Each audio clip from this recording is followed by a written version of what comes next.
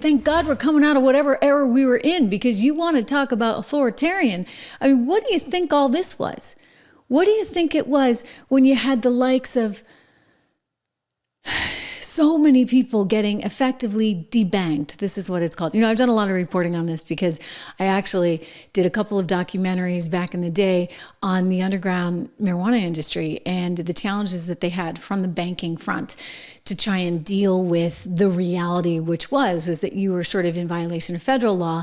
And so even if your state was sanctioning this stuff, you still couldn't get a bank account. It was really problematic. Well, this apparently went a lot further. So this is an article that came out in, I think it's one of the crypto websites. And they're talking about something that happened on the Joe Rogan show, which was this discussion about people getting debanked. Now, it had happened previously, right, with some of these companies that were in violation of federal law, but maybe okay with state law, and they had run into certain challenges. But then it became even more problematic in the Biden administration, because the thought is that anybody who was a crypto company, anybody who was on the wrong side of things, or even a political enemy, according to Mark Andreessen, very, very, very famous tech investor, you were suddenly in jeopardy. And don't forget, I mean, they were closing bank accounts. Remember how angry JP Morgan Chase's CEO, Jamie Dimon, was getting about this? He's like, this is not right. Like, suddenly, you know, just because you shop at Dick's Sporting Goods, you know, you're going to get a second look from the feds. That was pretty scary stuff. And so this wound up becoming a big issue over the last couple of days, because Elon Musk tweeted, "Did you know that 30 tech founders were secretly debanked?" And then the guy who runs Coinbase, major crypto company, Brian Armstrong, came out and said he could confirm this was true. And he wrote, "It was one of the most unethical and un-American things that happened in the Biden administration. And my guess is we'll find Elizabeth Warren's fingerprints all over it." Biden himself, he writes, was probably unaware. "We're still collecting documents via FOIA requests. So hopefully the full story emerges of who was involved and whether they broke any laws. Warren and Gensler tried to unsuccessfully kill our entire industry.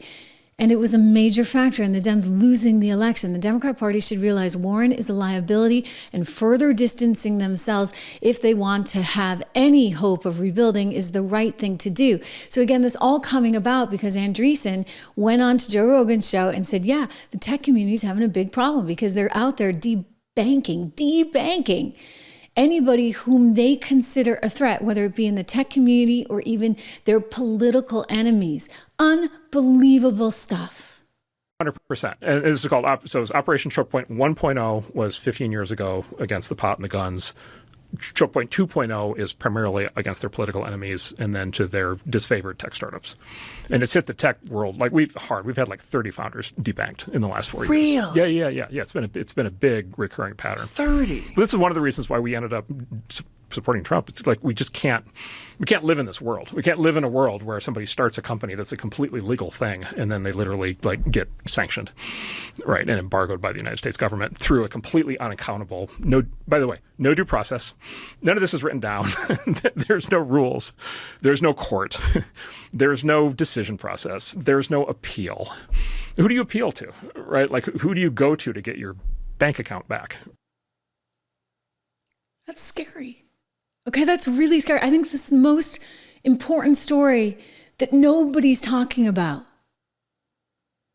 It's really, really important. I mean, what was going on?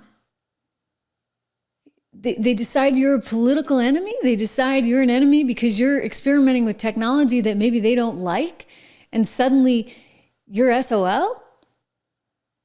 You wonder why. You wonder why the tech community just came out in spades for Donald Trump. This is a big part of it because they're out there, all these lefties screaming fascism, fascism, fascism.